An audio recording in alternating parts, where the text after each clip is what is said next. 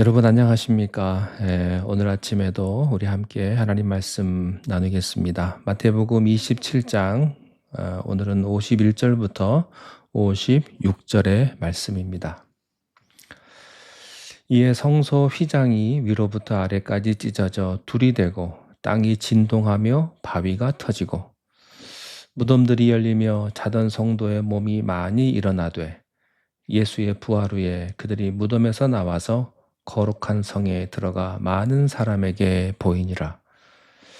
백부장과 및 함께 예수를 지키던 자들이 지진과 그 일어난 일들을 보고 심히 두려워하여 이르되 이는 진실로 하나님의 아들이었도다 하더라.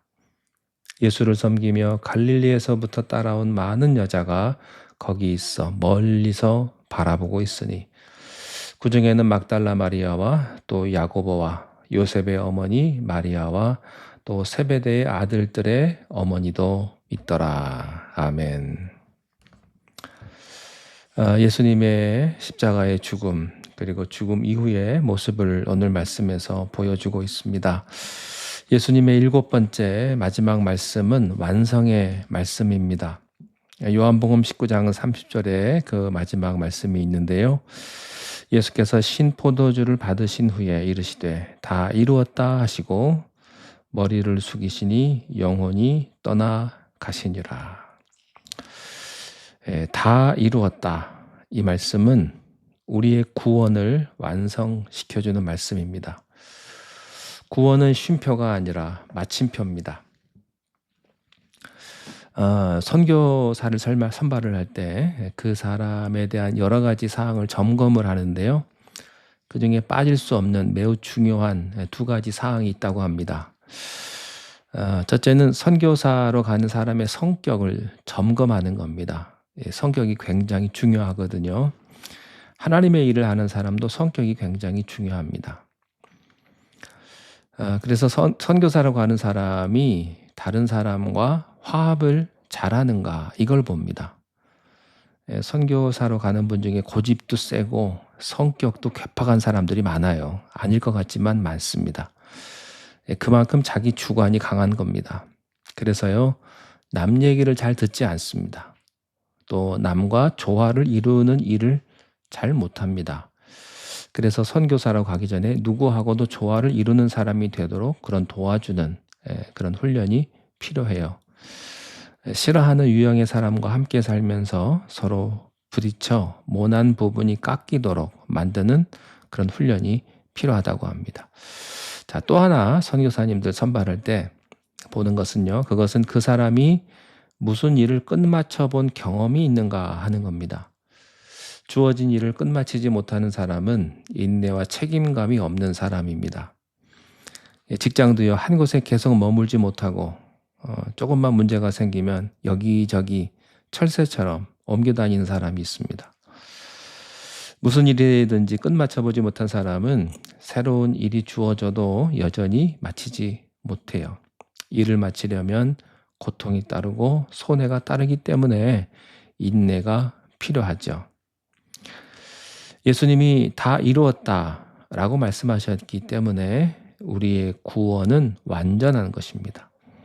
십자가를 대가로 치르시고 고통을 대가로 치르신 예수님은요, 다 이루셨습니다.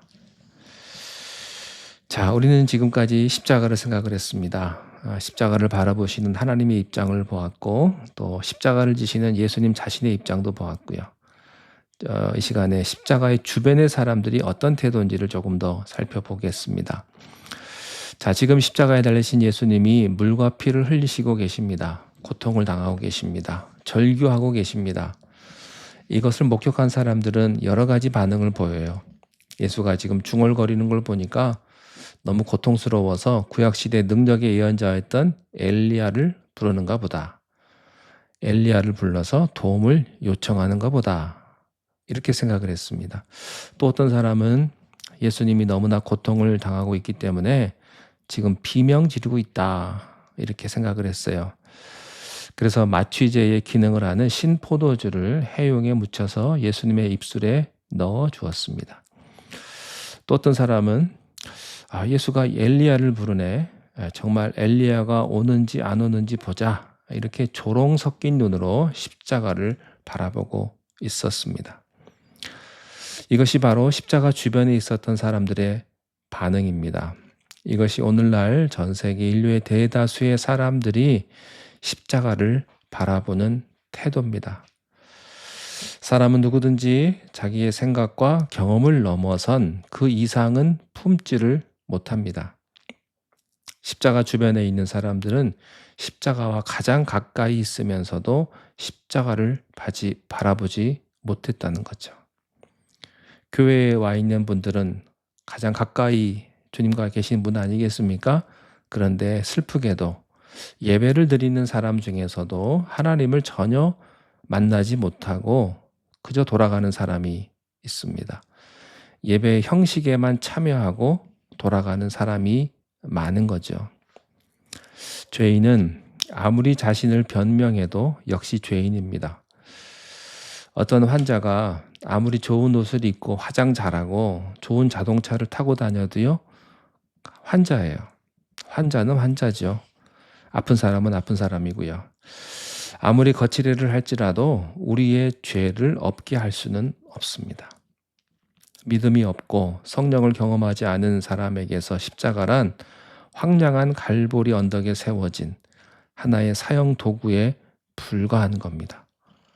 그것은 치욕과 수치의 상징이요, 패배와 절망의 상징일 뿐 더 이상 아무 의미가 없고 그저 나무 십자가일 뿐이죠.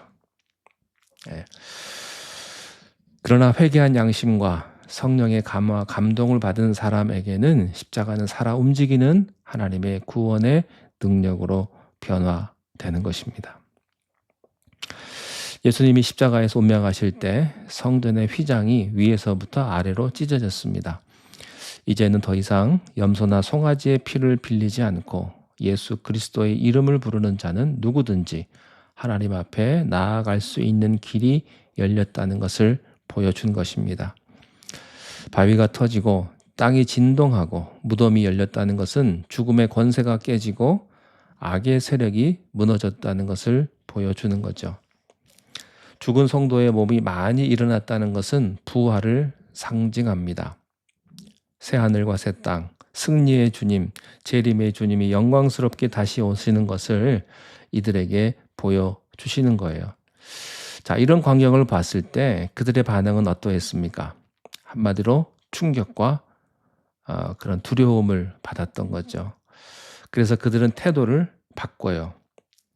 54절에 백부장과 및 함께 예수를 지키던 자들이 지진과 그 일어난 일들을 보고 심히 두려워하여 이르되 이는 진실로 하나님의 아들이었도다 하더라. 조금 전까지만 해도 조롱을 하고 핍박하고 무관심했던 그들이 이 놀라운 충격적인 사건 앞에서 이분이야말로 정말 하나님의 아들이구나, 이렇게 고백하기 시작했습니다. 우리도요, 우리의 생명이 끝나는 날 어쩌면 이런 고백을 할지도 모르겠습니다. 정말로 주님이 하나님이시고 하나님의 아들이시구나. 자, 그런데 예수님의 제자들의 반응은 어땠을까요? 55절에 보면 예수를 섬기며 갈릴리에서부터 따라온 많은 여자가 거기 있어 멀리서 바라보고 있었다. 예수님을 평소에 섬기던 사람들, 인간적으로 사랑하는 사람들, 예수님과 피를 나누었던 어머니, 형제들, 친척, 또 갈릴리에서부터 쫓아온 많은 여자들이 있었습니다. 그들이 십자가까지 쫓아왔는데 멀리서 바라봅니다. 여기 성경에 멀리서라는 말을 집어넣으셨어요. 예수님의 제자들은요, 아주 이름도 나타나지 않습니다. 온데간데 없습니다. 예수님을 인간적으로 사랑하는 것과 성령으로 사랑하는 것은 하늘과 땅 차이입니다. 오늘 이 말씀에 보면 예수님의 사랑하는 제자들, 형제, 부모까지도 그리스도의 십자가를 알았다는 표현을 볼 수가 없어요. 예수님께서 십자가에 못 박혀 돌아가실 때 이것이 바로 구원이라고 말하는 사람은 한 명도 없었고요. 또 우리 주님이 다시 살아날 거라고 선언한 사람도 없었습니다. 그저 두려움과 충격 속에 떨고만 있었던 것이 바로 예수님의 제자들이었습니다. 56절에 보면 그 중에는 막달라 마리아와 또 야고보와 요셉의 어머니 마리아와 또 세베대의 아들들의 어머니도 있더라. 여기서 있더라라는 말은 거기 있었지만 십자가를 몰랐더라, 그런 뜻이에요. 우리가 교회에 오느냐 오지 않느냐보다는 우리가 십자가 옆에 무릎을 꿇었느냐 아니냐가 중요합니다. 교회에 오래 다니고 봉사 많이 하고 여러 가지 일들을 했지만 십자가와 아무런 상관이 없을 수도 있다는 겁니다.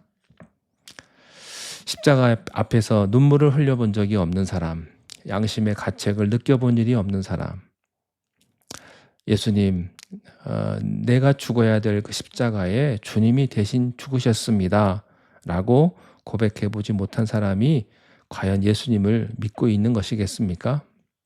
우리는 종교에 익숙할 수 있어요. 교회에 익숙할 수도 있고 전통에 익숙할 수도 있습니다. 그러나 진정 그리스도의 십자가의 보혈을 경험하셨습니까? 예수님의 피와 살을 먹었습니까? 예수님의 십자가가 우리의 허물과 죄를 씻어주고 용서하는 경험을 하셨습니까? 예수 그리스도로 말미암아 우리의 영혼이 하나님의 자녀로 인침받은 것을 확신하셨습니까? 예, 확신할 수 있기를 바랍니다. 이것이 신앙이고요. 이것이 구원입니다. 교회의 위기는 십자가의 복음을 알지 못하고 그저 종교적인 하나의 형식 속에서 위로받는 사람들이 많다는 데 있습니다. 주님, 우리 주님은 하나님의 아들이신 것을 내가 믿습니다. 하나님이 아들 예수님을 보내셔서 십자가에 못 박혀 죽은 것은 우리 죄, 내 죄 때문임을 우리가 믿습니다. 주님의 십자가에서 고통을 겪으신 것은 나를 구원하시기 위해서임을 믿습니다. 이렇게 고백할 수 있기를 바랍니다. 그렇게 참회의 눈물을 흘리며 십자가 앞에 무릎 꿇고 나의 주, 나의 하나님 이렇게 고백하고 인정하는 우리가 되기를 바랍니다. 기도하겠습니다. 하나님 아버지, 우리의 모든 죄가 예수님께 전가되어 십자가의 죽으심으로 사해짐을 믿습니다. 그 귀한 십자가의 사건이 우리의 구원의 완성임을 가슴 깊이 깨닫게 하여 주옵소서. 혹시 우리 중에 한 번도 십자가 앞에서 눈물을 흘려보지 못한 사람들에게 그들에게 성령이 임하게 해주시고 십자가 앞에서도 회개할 줄 모르고 무감각하고 강팍한 심령에게 하나님 땅이 터지고 무덤이 열리고 휘장이 찢어지는 그 놀라운 하늘의 사건을 경험하게 인도하여 주시옵소서. 우리 모두가 성령 체험하게 하시고 다시 살아나신 예수 그리스도를 바라보게 하여 주옵소서. 예수님의 이름으로 기도하옵나이다. 아멘.